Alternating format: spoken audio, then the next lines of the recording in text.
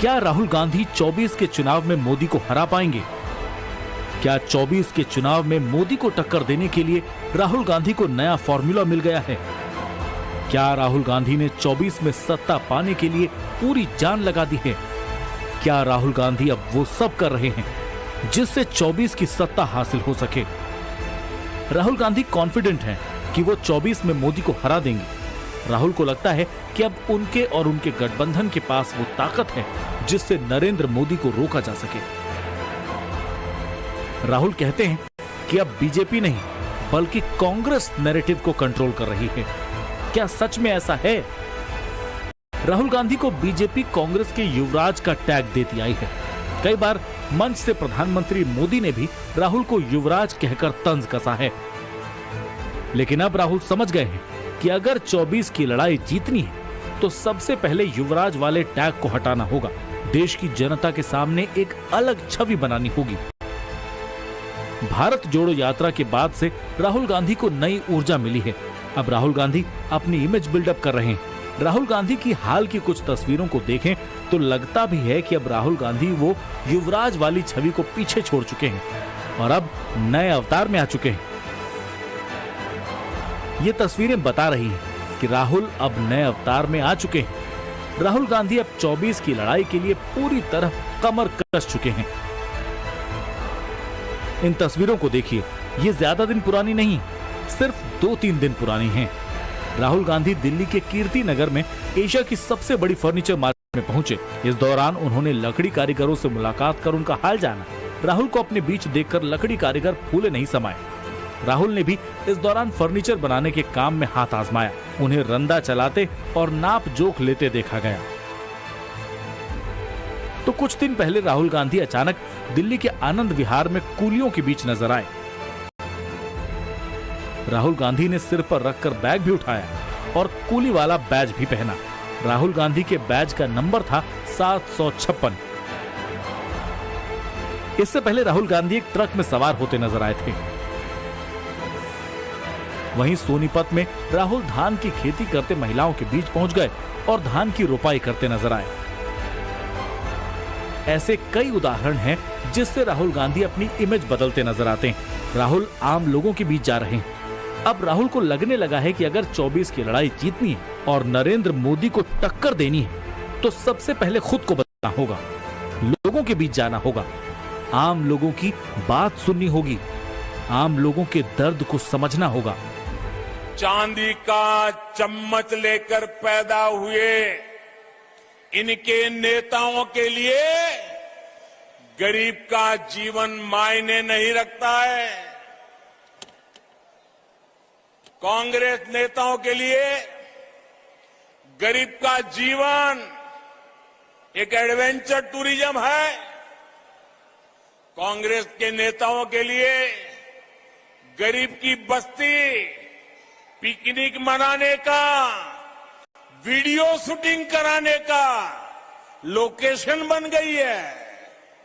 कांग्रेस के लिए गरीब किसान का खेत फोटो सेशन का मैदान बन गया है। लेकिन 24 के इम्तिहान के लिए नरेंद्र मोदी अपने रूट पर हैं, राहुल गांधी अपने ट्रैक पर हैं, लेकिन दोनों की मंजिल एक है, 2024 की सत्ता। 24 की लड़ाई में मंजिल पर कौन पहुंचेगा, कौन पीछे छूट जाएगा? सबसे पहले हमें 24 के उस ट्रैक को समझना होगा जिससे 24 में सिंहासन मिल सकेगा। ट्रैक नंबर 1 महिला, ट्रैक नंबर 2 पिछड़ा, ट्रैक नंबर 3 धर्म, ट्रैक नंबर 4 जाति, ट्रैक नंबर 5 लाभार्थी, ट्रैक नंबर 6 गठबंधन। ये सारे रूट 24 वाली मंजिल तक पहुंचाते हैं। सवाल है सबसे जल्दी और सबसे सुरक्षित रूट कौन सा है, मोदी वाला ट्रैक या राहुल वाला ट्रैक?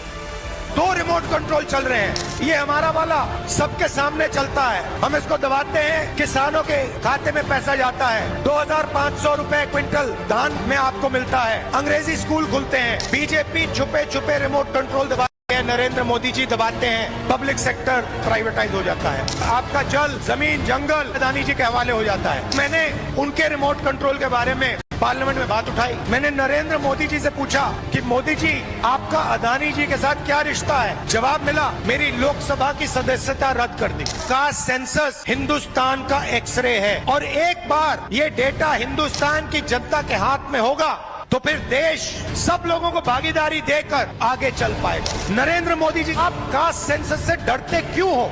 जैसे ही हमारी सरकार आएगी पहला कदम कास्ट सेंसस होगा और ओबीसी को जो भागीदारी मिलनी चाहिए वो कांग्रेस पार्टी करके दिखाएगी। राहुल गांधी 2014 और 2019 वाला चुनाव नहीं लड़ रहे। 2024 का चुनाव वैसा नहीं होने जा रहा जैसा दूर से लग रहा है। 2024 में क्लोज फाइट होगी।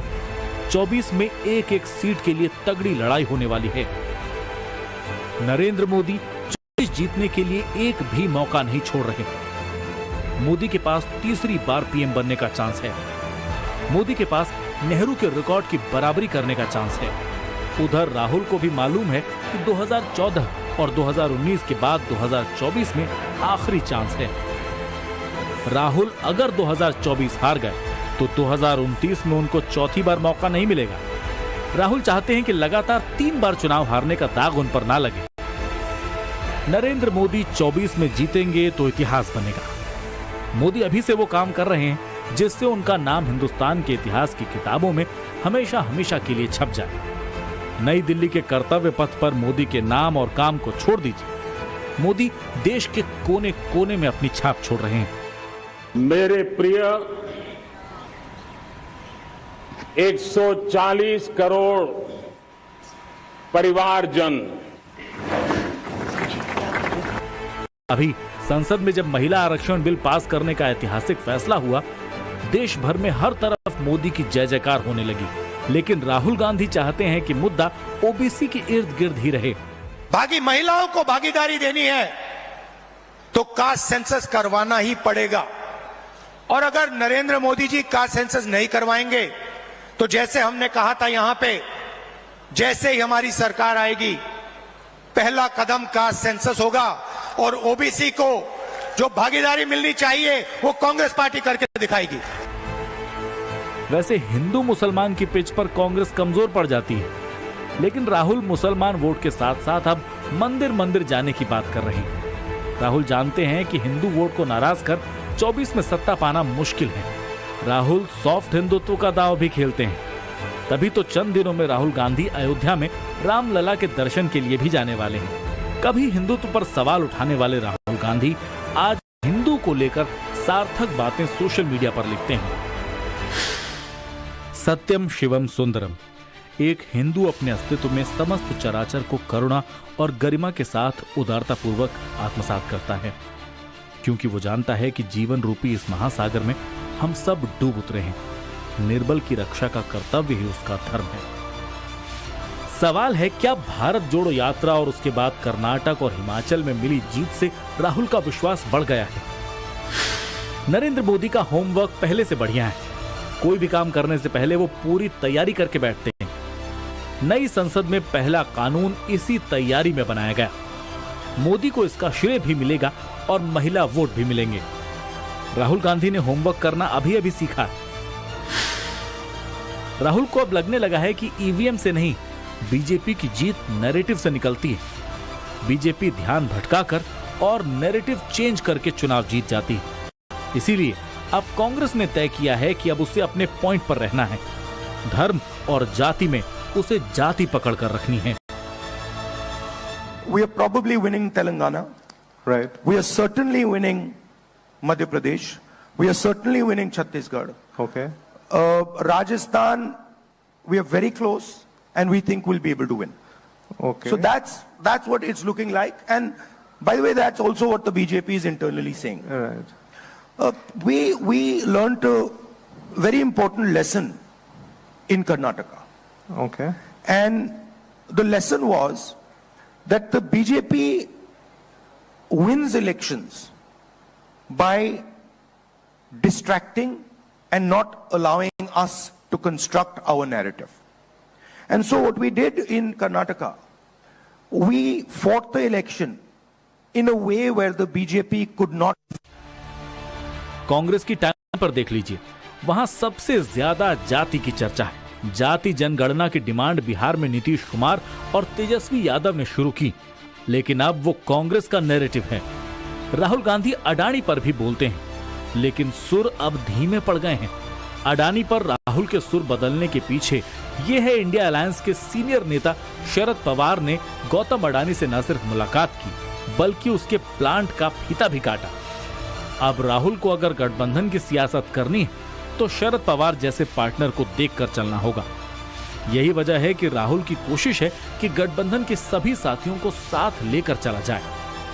हो सकता है सीट बंटवारे को लेकर भी कॉम्प्रोमाइज करना पड़े। मध्य प्रदेश, छत्तीसगढ़ और राजस्थान चुनाव से पहले राहुल रैलियों में फुल फॉर्म में दिख रहे हैं, लेकिन राहुल गांधी रैलियां कम करते हैं। नरेंद्र मोदी से तुलना करें तो राहुल के पब्लिक प्रोग्राम भी बहुत कम होते हैं। फिर राहुल गांधी के जीत के दावे में कितना दम है? इन दिनों राहुल गांधी का फोकस सोशल मीडिया पर ज्यादा है। राहुल छोटे छोटे वीडियो बनाते हैं और उसे यूट्यूब पर डालते हैं। सोशल मीडिया पर राहुल की टीम पहले से ज्यादा एक्टिव है और उसके संगठनों ने भी सोशल मीडिया पर अपना फुटप्रिंट बढ़ाया है। राहुल गांधी ने भारत जोड़ो यात्रा निकाली तो उनके साथ भारी भरकम प्रचार टीम साथ में चली। राहुल की इमेज बिल्ड करने में ब्रांडिंग प्रोफेशनल्स को भी बड़ा रोल मिला। राहुल गांधी बाइक चलाकर लद्दाख गए। इन सब के लिए राहुल ने बढ़ चढ़कर सोशल मीडिया का सहारा लिया। साफ है 2014 में नरेंद्र मोदी 3D रैली का कॉन्सेप्ट लेकर आए थे। 9 साल बाद राहुल गांधी भी डायरेक्ट कम्युनिकेशन और इनडायरेक्ट कम्युनिकेशन का फर्क समझ गए हैं।